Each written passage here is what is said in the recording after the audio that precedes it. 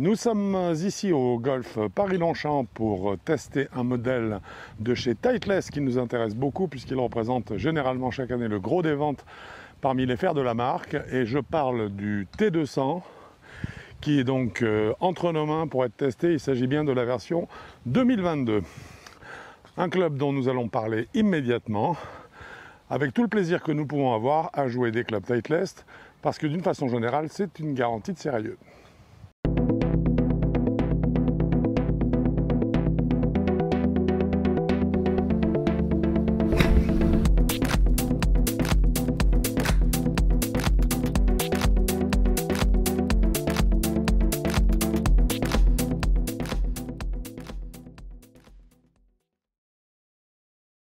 Première sensation, une évolution nette du T200 version 2022 par rapport à la version 2000.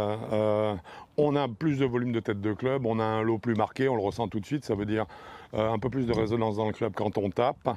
À voir au niveau de la sensation si ça n'altère pas trop. En fait, on sent bien que le hollow body a été nettement supérieur. On va voir si ça impacte pas trop, notamment le feedback. En termes de sonorité, par contre, tout de suite, dès les premiers coups, ça semble un petit peu étrange. On en parle dans le détail dans quelques instants.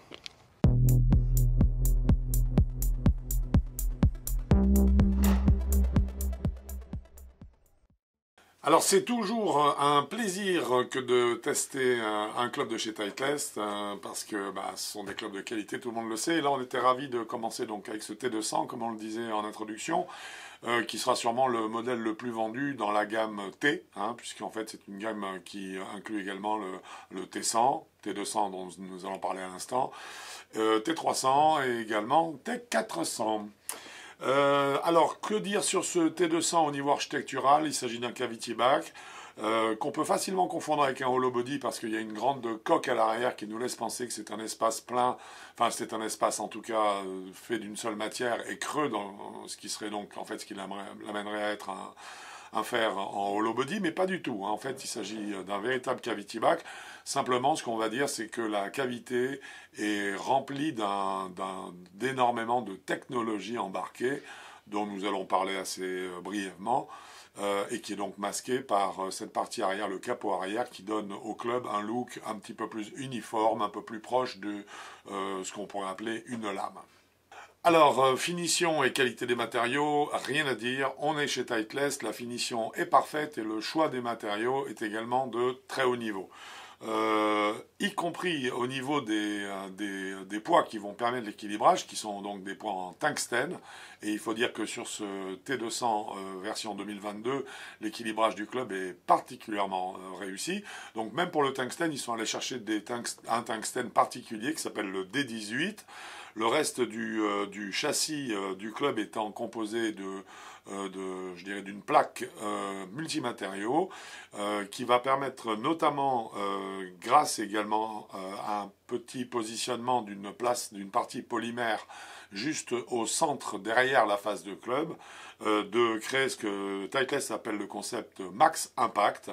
Donc cette bille de polymère dont je vous parlais, elle va augmenter la puissance théorique du club et elle va également permettre, alors ça c'est un point sur lequel on reviendra, d'améliorer la sonorité pour en faire un petit peu ce qu'on veut. On en rediscutera parce qu'il s'agit d'un des points qui nous accroche l'attention sur ce club, je parle de sa sonorité. Donc la plaque de puissance permet également un ajustement du centre de gravité beaucoup plus millimétré. Il est vrai, pour l'avoir eu dans les mains et donc l'avoir tapé, que effectivement le centre de gravité est idéalement placé. Donc très bon travail. Bref, tout ça pour dire que la qualité des matériaux est excellente. On est bien chez Titleist. 2 points sur les 2 possibles. C'était à l'évidence ce que ce club allait prendre. Qualité statique, donc là encore Titleist profite d'une expérience très importante sur le circuit professionnel pour proposer une canne qui ne fait pas de faute quant à l'implantation du shaft par rapport à la tête de club. Donc là c'est un 0 faute. Par contre, plutôt que de lui attribuer les 2 points possibles, on a malheureusement dû minorer un petit peu la note parce qu'on est sur des lofts qui commencent à être faibles. Donc on sait que cette série ces séries T sont des séries au travers desquelles Titleist veut proposer des clubs puissants. Alors on verra que le pari est réussi concernant ce T200. Mais par contre, il y a tout de même ce petit bémol qui était donc à remarquer et à vous indiquer. Ce qui fait que la note finale sur la qualité statique, du fait donc de cette diminution du loft, qui n'est pas tout à fait naturelle, je vous rappelle que le loft normal pour un fer-7 standard en tout cas est de 34 degrés, sera de 1,75 sur les deux possibles. D'un point de vue un petit peu plus dynamique concernant la stabilité du club dans l'espace et son moment d'inertie. Le travail d'équilibrage avec ces maslots en tungstène D18 dont on parlait tout à l'heure a été très bien fait. La canne est très bien équilibrée, elle a une grande stabilité pendant le swing, c'est-à-dire qu'on sent vraiment un chemin de club qui est proposé et entre guillemets on n'a qu'à le suivre. Par contre, là où il y a un petit bémol sur le moment d'inertie qui malheureusement dans les chiffres n'ont pas été fournis par Titleist, le petit problème, c'est que sur les coups décentrés, par contre, on ressent la vibration selon que la balle ait été percutée à la pointe ou dans le talon du club. Donc là, ça signifie que je dirais qu'on n'a pas exactement un moment d'inertie suffisant pour vraiment qu'il y ait peu d'influence sur la trajectoire de balle lorsque le coup est véritablement décentré. Même quand cet écart est minimisé, car il faut l'avouer, c'est un club qui fait très bien son travail à ce niveau-là, on prend quand même une petite secousse dès que la balle n'est pas prise dans le sweet spot du club. Donc, au chapitre de cette stabilité et du moment d'inertie, nous avons décidé de lui attribuer 1,75 sur les deux possibles. Du côté des options, cette fois, Titleist nous fait une proposition qui est très honnête concernant les stock shafts, qu'il s'agisse de carbone ou d'acier, puisque nous avons en fait 8 types de shafts qui sont proposés, répartis en 4 shafts acier et 4 shafts carbone. Donc, a priori, je dirais que sans avoir déboursé de sommes supplémentaires, les acquéreurs de cette série devraient y trouver leur compte et trouver exactement ce qui leur convient. À la fois en grammage et en flexibilité. Donc à ce niveau-là, au niveau des options, des stock options pour ce T200, aucun doute, c'est les 2 points sur 2 possibles.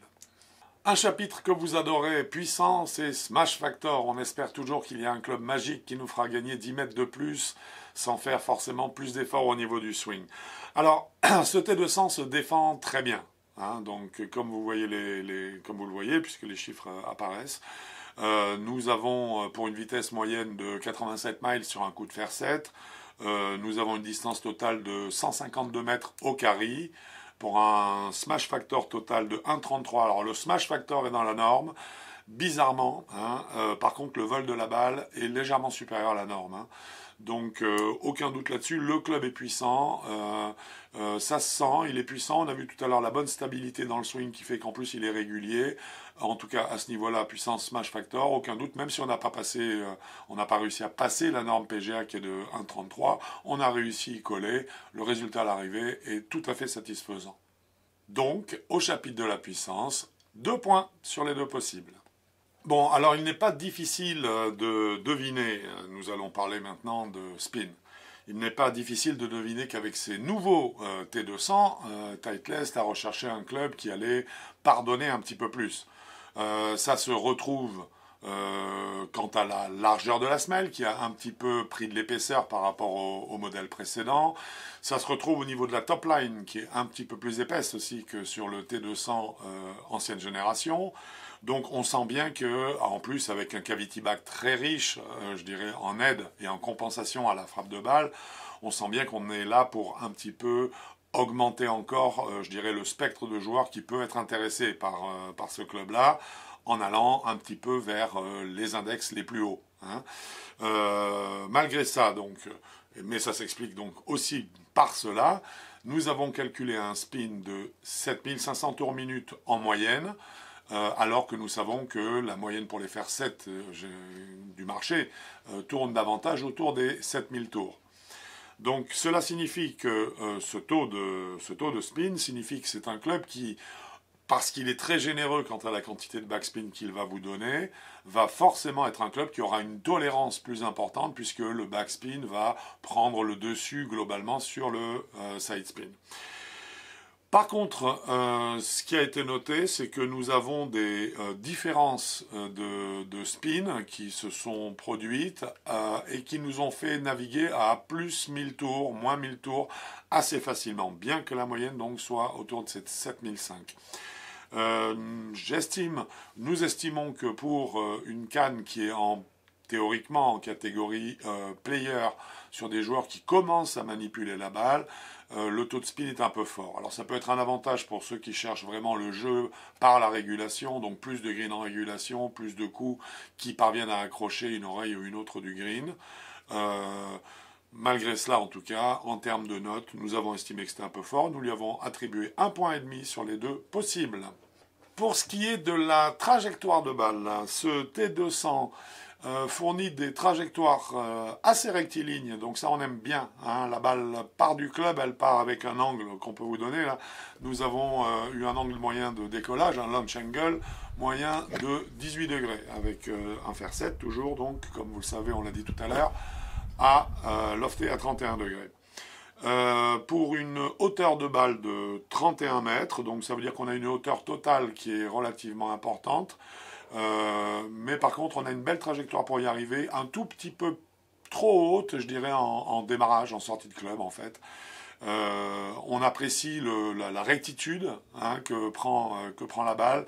Par contre, on aurait aimé qu'elle soit peut-être un petit peu plus écrasée, mais ce qui n'est pas possible vu le type d'architecture qui a été retenu sur ce club. Hein. Un cavity back, et surtout un cavity back amélioré comme celui-là, va forcément provoquer des trajectoires de balles un petit peu hautes, ce qui est un petit peu en antagonisme, je dirais, avec le type de joueurs pour lesquels ces T200 modèle 2022 sont prévus. Au total, donc, une trajectoire de balle qui est belle, avec un apex qui est haut, ce qui est toujours aussi assez intéressant en termes d'arrêt de la balle sur le green, et ce qui fait qu'en tout cas, nous lui avons attribué au titre des trajectoires 1,5 point sur les deux qu'il pouvait prendre.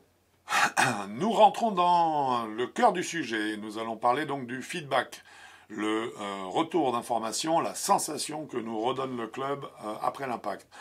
Ce T200 version 2022 à ce niveau-là est un club assez étonnant. Étonnant, et ça, c'est un club qui quelque part paye le type d'architecture qui a été retenu pour le faire.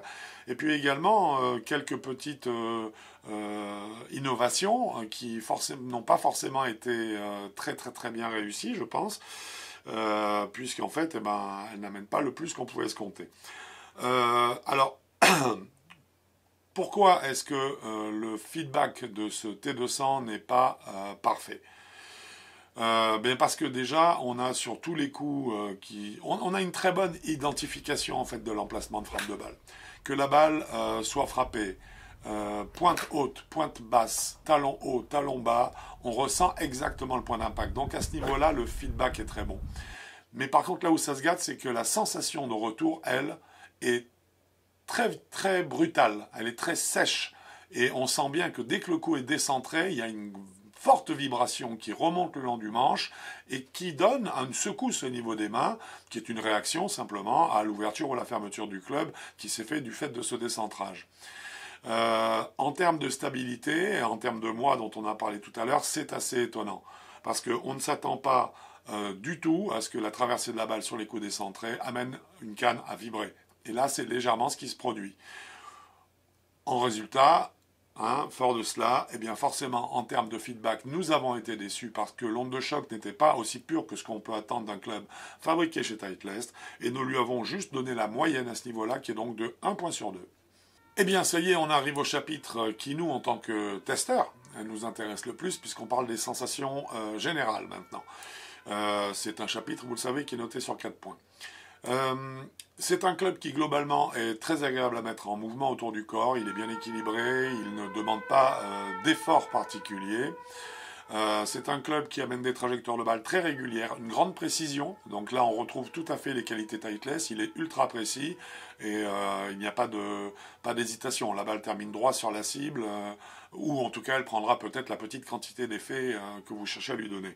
Alors, petite quantité d'effet, parce que ça c'est un des points qui nous a un petit peu déçus, c'est qu'en fait, lorsque nous avons essayé de créer des effets volontaires, les amplitudes d'effet devenaient très faibles. Le fade, ne vous attendez pas à faire un fade marqué ou un draw marqué. On a vraiment une minimalisation des trajectoires latérales qui est importante. C'est dommage pour une canne qui est en fait qui est destinée en fait à une zone de joueur où l'effet commence à prendre son importance. Comment est-ce que ça s'explique? Très simplement, par le fait qu'on a un taux de backspin qui est un petit peu plus important que la moyenne. La moyenne, c'est 7000 tours, on est à 7500 tours. 500 tours de plus, eh ben, ça fait que l'effet latéral devient difficile. Un club qui nous a également un petit peu déçu, pas un peu déçu, mais un peu choqué quant à sa sonorité. Alors, doublement étonné parce que, en fait, la plaque de puissance qui était mise à l'arrière de la tête de club est supposée garantir, grâce à la pastille de polymère qui vient se mettre derrière la face de club, au contraire des sensations très douces, hein, en dehors de la puissance que le club possède, c'est vrai. Donc peut-être qu'en termes de puissance, ça marche. Mais par contre, on n'a absolument, je dirais, aucun adoucissement de l'impact, et notamment sur les coups décentrés, qui soit lié à ça. Et alors, au bout du compte, on se retrouve avec une sonorité qui est assez incroyable. La sonorité est quand même, sur ce T200, est relativement étonnante. C'est un club qui sonne un peu creux, hein, donc c'est peut-être lié aux matériaux qui ont été employés pour créer ce capot qui vient à l'arrière de la tête de club. Il y a une résonance et surtout une impression de vibration sur les coups décentrés principalement, qui est quand même très perturbante. Ça, j'avoue que ça, même si on dit qu'on s'habitue toujours au bruit que fait un club, et c'est vrai, hein, et ça on l'a vu à de multiples reprises, c'est quand même un aspect qu'il faut prendre en ligne de compte, parce que le plaisir lors de la frappe est également rehaussé d'une façon générale par la sonorité du club. Et là, Titleist est nettement pris en défaut en fait. Donc, au chapitre de ces sensations, nous avons décidé de lui attribuer 2,5 points sur les 4 possibles. Pour résumer, ce Titleist T200 version 2022 obtient une note générale de 16 sur 20. À titre d'indicatif, son prix est de 209 € avec manche acier, 229 avec manche carbone. On est toujours là, bien sûr, dans les stock shafts. La gamme de joueurs pour laquelle nous estimons que ce T200 peut être un club efficace va des experts aux confirmés. Voilà. Dernier petit point à dire, point que je voudrais en tout cas, dont je voudrais parler, c'est que il y a une utilisation de ce T200 à laquelle on ne pense pas spontanément, mais qui risque d'avoir pas mal de succès en fait, lorsque ces différents clubs, les différents clubs de la série T seront commercialisés, c'est l'option du combo. Avec une série 100 cette fois, qui est une série un petit peu plus réservée, clairement, carrément, aux joueurs aux index les plus bas, on peut imaginer par contre assez aisément une série combo avec des T100 qui iraient jusqu'au fer 8, de façon à ce qu'on ait un contact plus direct et, je dirais, plus franc, avec un offset un tout petit peu moindre. L'offset, ceci étant, de ce T200 était tout à fait acceptable. Et par contre, à partir du fer 7, venir combiner avec une série de 200. C'est une option qui est intéressante. Bon, eh écoutez, on verra dans le temps si c'est une option que beaucoup de joueurs retiendront ou pas. Voilà, ce test est dorénavant terminé. J'espère qu'il vous aura plu. Si c'est le cas, indiquez-le sur les réseaux sociaux, ça nous fera plaisir. Vous pouvez également, bien sûr, vous abonner à la chaîne de façon à être au courant de nos dernières sorties, les derniers tests que nous réalisons. D'ici là, j'espère vous croiser peut-être sur un parcours de golf. Sinon, on se retrouvera bien sûr sur avigolf.com. Bon golf à vous!